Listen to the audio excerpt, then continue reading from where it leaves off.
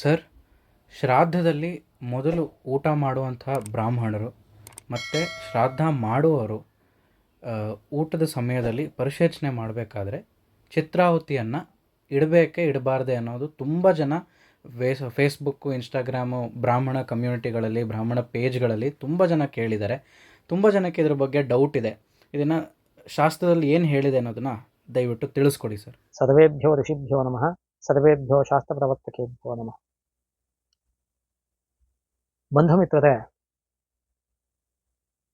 ನಮ್ಮ ಯೂಟ್ಯೂಬ್ ವಾಹಿನಿ ಏನಿದೆ ಸುಧರ್ಮ SPS ಅನ್ನತಕ್ಕಂಥದ್ದು, ಈ ಒಂದು ವಾಹಿನಿಯಲ್ಲಿ ನಿಮಗೆ ಸಿಗತಕ್ಕಂತಹ ಯಾವುದೇ ಶಾಸ್ತ್ರದ ವಿಚಾರಗಳಾಗಿರ್ಬೋದು, ಯಾವುದೇ ಫೀಲ್ಡಿನ ವಿಚಾರಗಳಾಗಿರ್ಬೋದು, ಯಾವುದೇ ಪ್ರಕರಣದ ವಿಚಾರಗಳಾಗಿರ್ಬೋದು, ಮೋಸ್ಟ್ ಅಥೆಂಟಿಕ್ ಆಗಿರುತ್ತೆ. ಇಡೀ ಭೂಮಂಡಲದಲ್ಲೇನೆ ಇದಕ್ಕಿಂತ ಮೋಸ್ಟ್ ಅಥೆಂಟಿಕ್ ಆಗಿ ಬಹುಶಃ ಯಾರು ಮಾಡಿರಲ್ಲ ಅಂತ ಅನ್ಕೊಂಡಿದ್ದೀನಿ ನಾನು. ಯಾಕೆ? ಸಾಮಾನ್ಯವಾಗಿ ಧರ್ಮಶಾಸ್ತ್ರದ ವಿಚಾರ ಬಂದಾಗ ತುಂಬಾನೇ ಕಷ್ಟ. ಗಹನ ಕರ್ಮಣೋಗತಿ, ಧರ್ಮಗತಿ ಸೂಕ್ಷ್ಮ, ಈ ಥರದ್ದೆಲ್ಲ ವಾಕ್ಯಗಳು, ಮಾತುಗಳು ಎಲ್ಲಾನು ಧರ್ಮಶಾಸ್ತ್ರದಲ್ಲಿ ಎಲ್ಲ ಕಡೆ ಕೃಷ್ಣನು ಹೇಳ್ದಂಗೆ ಗಹನ ಕರ್ಮಣೋಗತಿ ಅಂತ ಬಹಳ ಕಷ್ಟ ನಿರ್ಣಯ ಮಾಡತಕ್ಕಂಥದ್ದು.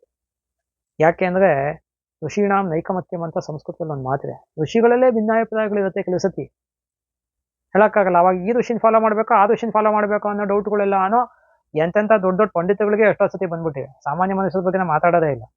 ಇದನ್ನೆಲ್ಲ ಏನಂತಾರೆ, ವಿದ್ವತ್ ಗೋಷ್ಠಿ ಅಂತ ಕರಿತೀವಿ ನಾವು. ಇವತ್ತಿನ ಲೈಫ್ ಸ್ಟೈಲಲ್ಲಿ ಸೆಮಿನಾರ್ ಅಂತ ಹೇಳ್ಬೇಕಷ್ಟೇ. ಯಾಕೆಂದರೆ ಭಾಳ ವರ್ಷ 20 ವರ್ಷದ ಕೆಳಗೆ, 22 ವರ್ಷದ ಕೆಳಗೆ ವಿದ್ವತ್ ಗೋಷ್ಠಿಗಳನ್ನ ನಾನು ಕೂಡ ಕೆಲವನ್ನ ಅಟೆಂಡ್ ಮಾಡಿದ್ದಾಗಲೂ ಕೂಡ ಹೆಸರಿಗೆ ಓದಿರ್ತಕ್ಕಂಥವ್ರು ಅಷ್ಟೇ ಕಿತ್ತಾಡ್ತಾ ಇರ್ತದಲ್ಲಿ ಅದಕ್ಕೆ ಇದಕ್ಕೆ ಅಂತ. ಹಾಗಾಗಿ ಏನು ಮಾಡಬೇಕು ಅಂತಹ ಸಮಯದಲ್ಲಿ ನಾವು, ಯಾವನೋ ಒಬ್ಬ ಋಷಿ ಹೀಗೆ ಹೇಳ್ತಾನೆ, ಇನ್ನೊಬ್ಬ ಋಷಿ ಈ ಥರ ಹೇಳ್ತಾನೆ, ಅಥವಾ ಕೆಲವು ಸತಿ ನಾವು ಅಂದ್ಕೊಂಡಿರೋದು ಬೇರೆ ಥರ ಇರುತ್ತೆ. ಈ ಥರ ಎಲ್ಲ ಇದ್ದಾಗ ಏನು ಮಾಡಬೇಕು? ನಮ್ಗೆ ಎಲ್ಲೋ ಒಂದು ಗ್ರಂಥದಲ್ಲಿ ಇದಮಿತ್ತಂ ಅಂತ ಪ್ರಮಾಣ ಸಿಗೋದಿಲ್ಲ ಕೆಲವು ಸತಿ. ತದಭಾವೇ ತತ್ಸಾದೃಶ್ಯಂ, ಅದು ನಮಗೆ ಸಿಗಲಿಲ್ಲ ಅಂದರೆ ಅದಕ್ಕೆ ಸಮೀಪದಲ್ಲಿ ಯಾವುದಿರುತ್ತೆ ಅದರ ಲೆಕ್ಕಾಚಾರದಲ್ಲಿ ತಗೋಬೇಕು ಅಂತ ನ್ಯಾಯಶಾಸ್ತ್ರ ಹೇಳುತ್ತೆ. ಹಾಗಾಗಿ ಇದೆಲ್ಲವನ್ನು ನಾವು ಕೂಲಂಕಷವಾಗಿ ಪರಿಶೀಲಿಸಿದಾಗ, ಮತ್ತೆ ಎಲ್ಲದಕ್ಕಿಂತ ಮುಖ್ಯವಾಗಿ ಈ ಧರ್ಮಶಾಸ್ತ್ರದ ವಿಚಾರಗಳನ್ನ ನೀವು ಅಂದರೆ ಸಾಮಾನ್ಯ ಜನಗಳು, ಇದರ ಬಗ್ಗೆ ಏನು ಆಳ ಅಗಲ ಗಂಧ ಗೊತ್ತಿಲ್ಲದೆ ಇರತಕ್ಕಂಥ ಜನಗಳು, ನೀವು ಏನು ಮಾಡ್ತೀರಾ, ಎಲ್ಲರೂ ಮಾಡೋ ಮಿಸ್ಟೇಕ್ ಏನು ಅಂದರೆ, ನಮ್ಮ ಮನೆ ಪುರೋಹಿತರನ್ನು ಕೇಳ್ತೀನಿ, ಇಲ್ಲ ಅಲ್ಲಿ ಎದುರುಗಡೆ ದೇವಸ್ಥಾನದಲ್ಲಿ ಯಾರೋ ಅರ್ಚಕರಿದ್ದಾರೆ ಅದನ್ನು ಕೇಳ್ತೀನಿ.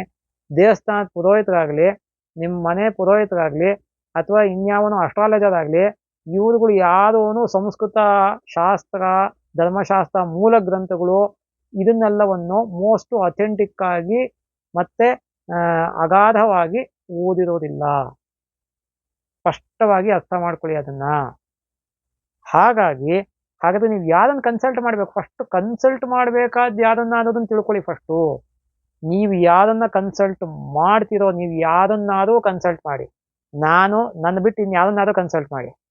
ಆ ಕನ್ಸಲ್ಟ್ ಮಾಡ್ತಕ್ಕಂತಹ ವ್ಯಕ್ತಿಗೆ ಶ್ರುತಿ ಸ್ಮೃತಿ ಪುರಾಣ ಇತಿಹಾಸಗಳು ಸಂಪೂರ್ಣವಾದಂತಹ, ಪರಿಪೂರ್ಣವಾದಂತಹ, ಆಳವಾದಂತಹ ಜ್ಞಾನ ಪಾಂಡಿತ್ಯ ಇರಬೇಕು. ಶ್ರುತಿ ವೇದ, ಸ್ಮೃತಿ 58 ಸ್ಮೃತಿಗಳು ಕಲಿಯುಗದಲ್ಲಿ, ಪುರಾಣ 19 ಪುರಾಣಗಳು, 18 ಅಲ್ಲ 19 ಪುರಾಣಗಳು, ಮತ್ತೆ ಇತಿಹಾಸ ಅಂದರೆ ರಾಮಾಯಣ ಮಹಾಭಾರತ, ಇಷ್ಟನ್ನು ಸಂಪೂರ್ಣವಾಗಿ ಅಧ್ಯಯನ ಮಾಡಿರಬೇಕು. ಸಂಪೂರ್ಣವಾಗಿ ಸರಿಯಾಗಿ ಅಧ್ಯಯನ ಮಾಡಿರಬೇಕು, ಸರಿಯಾಗಿ ಅದನ್ನ ತಿಳ್ಕೊಂಡಿರ್ಬೇಕು, ಯಥಾವತ್ತಾಗಿ ಆಸ್ ಇಟ್ ಈಸ್ ಅರ್ಥ ಮಾಡ್ಕೊಂಡಿರ್ಬೇಕು. ಹೀಗೆ ಇದೆಲ್ಲವನ್ನೂ ಮಾಡ್ತಕ್ಕಂಥದ್ದು ಅಷ್ಟು ಸುಲಭದ ಕೆಲಸ ಅಲ್ಲ ಅದು. ಎಸ್ಪೆಷಲಿ ನಮ್ಮ ಶ್ರಾದ್ದದ ಒಂದು ವಿಚಾರಕ್ಕೆ ಬಂದಾಗ, ಸನಾತನ ಹಿಂದೂ ಧರ್ಮಶಾಸ್ತ್ರದಲ್ಲಿ ಶ್ರಾದ್ದಕ್ಕೆ ಅತ್ಯಂತವಾದಂತಹ ಮಹತ್ವ ಇದೆ. ಯಾಕೆಂದ್ರೆ ಪಿತೃದೇವತೆಗಳು, ದೇವಕಾರ್ಯಾದಪಿ ರಾಜನ್ ಪಿತೃಕಾರ್ಯಂ ವಿಶಿಷ್ಯತೆ, ದೇವತಾಭ್ಯೋ ಹಿ ಪೂರ್ವಂ ಪಿತॄಣಾಂ ಆಪ್ಯಾಯನಂ ವರಂ ಅಂತ ವೇದವ್ಯಾಸರು ಬಹಳ ಸ್ಪಷ್ಟವಾಗಿ ಹೇಳ್ತಾರೆ. ಹಾಗಾಗಿ ದೇವತೆಗಳನ್ನು ತೃಪ್ತಿಪಡಿಸೋದಕ್ಕೆ ಮೊದಲು ಪಿತೃದೇವತೆಗಳನ್ನು ತೃಪ್ತಿಪಡಿಸ್ಬೇಕು ನಾವು. ಯಾಕೆ ಅಂದರೆ ದೇವತೆಗಳಿಗಿಂತ ಪಿತೃದೇವತೆಗಳು ಬಹಳ ಶ್ರೇಷ್ಠ. ನಿಮ್ಮ ವಂಶದ ತಂದೆ, ತಾತ, ಮುತ್ತಾತ, ತಾಯಿ, ಅಜ್ಜಿ, ಮುತ್ತಜ್ಜಿ ಹೀಗೆ ಯಾರು ಹೋಗಿರ್ತಾರೆ ಅಂತಹ ಪಿತೃದೇವತೆಗಳನ್ನ ನೀವು ಆರಾಧಿಸಬೇಕು. ದೇವತೆಗಳಿಗೂ ಪಿತೃದೇವತೆಗಳಿದ್ದಾರೆ, ಅದನ್ನ ಅರ್ಥ ಮಾಡ್ಕೊಳ್ಳಿ. ಎಷ್ಟೋ ಜನ ಗೊತ್ತಿರಲ್ಲ ಇದು. ದೇವತೆಗಳಿಗೂ ಪಿತೃದೇವತೆಗಳಿದ್ದಾರೆ.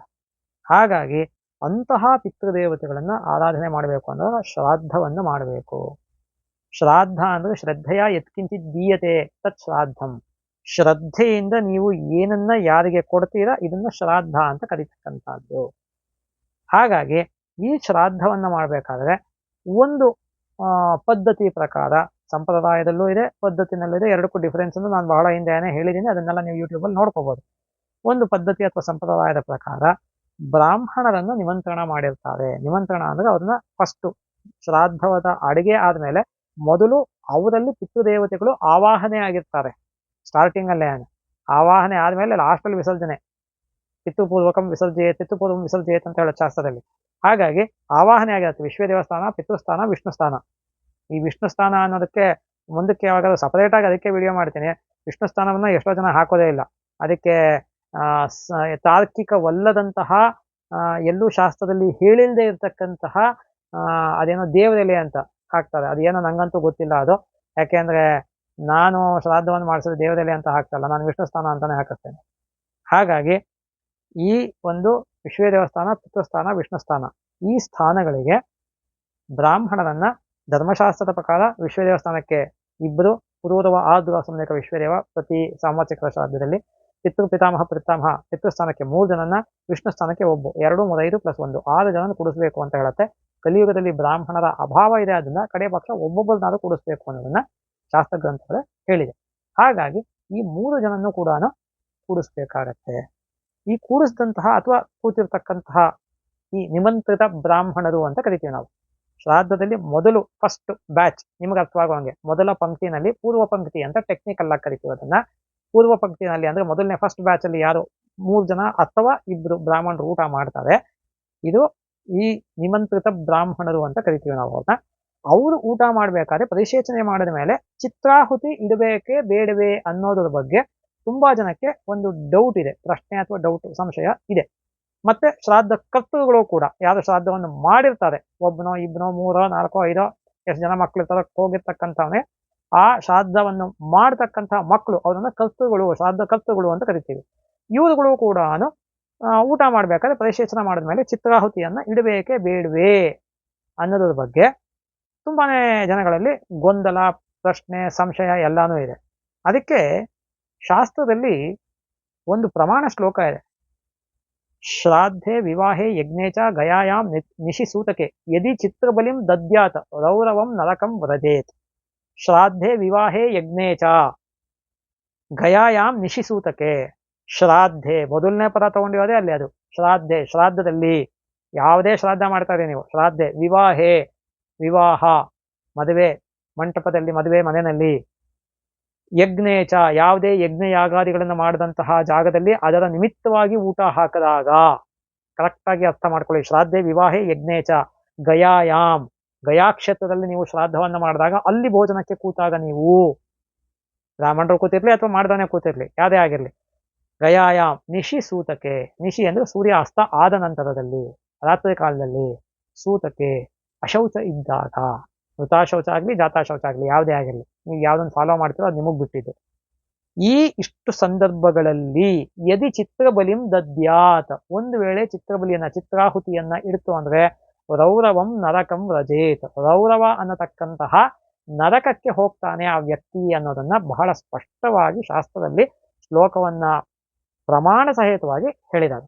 ಹಾಗಾಗಿ ಇಂತಿಷ್ಟು ಸಂದರ್ಭಗಳಲ್ಲಿ ಶ್ರಾದ್ದ, ವಿವಾಹ, ಯಜ್ಞ ಅಂದ್ರೆ ಯಾವುದೇ ಶುಭ ಕೆಲಸಗಳನ್ನ ಮಾಡಿದಾಗ್ಲೂ ಕೂಡ ಅನ್ನೋ ಅರ್ಥ ಅಲ್ಲಿ ಗೊತ್ತಾಗ್ತಾ ಇದೆಯಾ. ಶ್ರಾದ್ದೆ ವಿವಾಹ ಯಜ್ಞ ಗಯಾಯಾಮ್ ನಿಶಿಸೂತಕೆ, ಗಯಾ ಕ್ಷೇತ್ರದಲ್ಲಿ, ಮತ್ತೆ ರಾತ್ರಿನಲ್ಲಿ, ಮತ್ತೆ ಅಶೌಚದಲ್ಲಿ, ಇದಿಷ್ಟು ಕಾಲದಲ್ಲೂ ಕೂಡ ನೀವು ಚಿತ್ರಾಹುತಿಯನ್ನ ಇಡುವ ಹಾಗೆ ಇಲ್ಲ. ಇನ್ನು ಈ ಚಿತ್ರಾಹುತಿ ಇಡೋದ್ರ ಬಗ್ಗೆನೇ ಹೇಳಬೇಕು ಅಂದ್ರೆ, ಚಿತ್ರಾಹುತಿ ಇಡೋದ್ರ ಬಗ್ಗೆನೆ ತುಂಬಾನೇ ಭಿನ್ನಾಭಿಪ್ರಾಯಗಳು ಋಷಿಮುನಿಗಳಲ್ಲೇ ಇದೆ. ಅದನ್ನ ನಾನು ಬಹಳ ಡೀಟೇಲ್ ಆಗಿ ಇನ್ನೊಂದ್ಸತಿ ಯಾವಾಗಾದ್ರೂ ಮಾಡ್ತೀನಿ. ನಾನು ಬಹಳ ಸ್ಥೂಲವಾಗಿ ಹೇಳಬೇಕು ಅಂದ್ರೆ ಅದೇನೋ ಚಿತ್ರಾಯ ನಮಃ, ಚಿತ್ರಗುಪ್ತಾಯ ನಮಃ, ಯಮಾಯ ನಮಃ, ಯಮಧರ್ಮರಾಜಾಯ ನಮಃ ಅಂತ ಕೆಲವುದು ಇರ್ತದೆ, 4 ಆಹುತಿಗಳು ಚಿತ್ರಾಹುತಿ ಅಂತ. ಇನ್ ಕೆಲವುದು ಅದ್ರ ಜೊತೆಗೆ ಸರ್ವಭೂತೇಭ್ಯೋ ನಮಃ ಅಂತ ಹೇಳ್ತಾರೆ. ಇನ್ನು ಯಾವುದೋ ಒಬ್ಬ ಋಷಭ ರೀತನೆ ಭೂಪತೇ ನಮಃ, ಭುವನಪತೇ ನಮಃ, ಸ್ವಪತೇ ನಮಃ ಅಂತ 3 ಚಿತ್ರಾಹುತಿ ಇಡಬೇಕು. ಹೀಗೆ 3, 4, 5 ಅನ್ನೋದು ಋಷಿಮುನಿಗಳಲ್ಲೇ ಭಿನ್ನಾಭಿಪ್ರಾಯ ಇದೆ. ಹಾಗಾಗಿ ಚಿತ್ರಾಹುತಿನ ಇಡೋದಕ್ಕೆ ಇದಮಿತ್ತಂ ಅಂತ ಒಂದು ಮೋಸ್ಟ್ ಅಥೆಂಟಿಕ್ ಪ್ರಮಾಣ, ಒಬ್ಬ ಋಷಿ ಹೇಳಿರ್ತಕ್ಕಂತಹ ಪ್ರಮಾಣ ಅನ್ನೋದು ಇಲ್ಲ. ಋಷಿಗಳಲ್ಲೇನೆ ಬೇರೆ ಬೇರೆ ರೀತಿಯಲ್ಲಿ ಬೇರೆ ಬೇರೆ ಥರದಲ್ಲಿ ಹೇಳಿದ್ದಾರೆ. ಹಾಗಾಗಿ ಚಿತ್ರಾಹುತಿಯನ್ನ ಈ ಮೇಲೆ ನಾನು ಏನು ಶ್ಲೋಕ ಹೇಳಿ ಕೋಟ್ ಮಾಡಿ ನಿಮ್ಗೆ 2 ಸತಿ ಹೇಳಿದ್ದೀನಿ. ಆ ಸಂದರ್ಭಗಳಲ್ಲಿ ಶ್ರಾದ್ದ ಕರ್ತೃ ಆಗ್ಲಿ, ಶ್ರಾದ್ದ ಭೋಕ್ತೃ ಅಂದ್ರೆ ಶ್ರಾದ್ದ ಮೊದಲನೇ ಪಂಕ್ತಿನಲ್ಲಿ ಫಸ್ಟ್ ಬ್ಯಾಚ್ ಅಲ್ಲಿ ಕೂತ್ಕೊಳ್ಳೋರು ಬ್ರಾಹ್ಮಣರಾಗ್ಲಿ, ಆಮೇಲೆ ಶ್ರಾದ್ದವನ್ನು ಯಾರು ಮಾಡ್ತಾರೆ ಮಕ್ಕಳು ಅವರಾಗ್ಲಿ, ಜೊತೆಗೆ ಅಲ್ಲಿ ಬಂದಿರತಕ್ಕಂಥದ್ದು ಆಗ್ಲಿ. ಯಾಕೆಂದ್ರೆ ಇಲ್ಲೇನ್ ಕರ್ತೃ ಭೋಕ್ತೃ ಅಂತ ಶ್ಲೋಕದಲ್ಲಿ ಹೇಳಿಲ್ಲ. ಶ್ರಾದ್ದೆ ವಿವಾಹೆ ಯಜ್ಞೇಚ ಗಯಾಯಾಮ್ ನಿಶಿ ಸೂತಕ್ಕೆ ಯದಿ ಚಿತ್ರಬಲಿಂ ದದ್ಯಾತ್. ಒಂದ್ ವೇಳೆ ಚಿತ್ರಾಹುತಿ ಇಡ್ತು ಅಂದ್ರೆ ಅಂತ ಹೇಳಿದೆ ಅಷ್ಟೇ. ಅದನ್ನ ನೀವು ಅಟೆಂಡ್ ಮಾಡಿದಾಗ ನೀವು ಇಡೋ ಆಗಿಲ್ಲ ಅಲ್ಲಿ ಆಕ್ಚುಲಿ ತರ್ಕವನ್ನ ಅಪ್ಲೈ ಮಾಡ್ತು ಅಂದ್ರೆ ರೌರವಂ ನರಕಂ ವ್ರಜೇತ್ ಅಂತ ಹೇಳುತ್ತೆ. ಹಾಗಾಗಿ ಶ್ರಾದ್ದದಲ್ಲಿ ಅಂತಾನೆ ಅಲ್ಲ, ಇದಿಷ್ಟೂ ಸಂದರ್ಭಗಳಲ್ಲೂ ಕೂಡ ಚಿತ್ರಾಹುತಿಯನ್ನ ನೀವು ಇಡಬೇಕಾಗಿಲ್ಲ.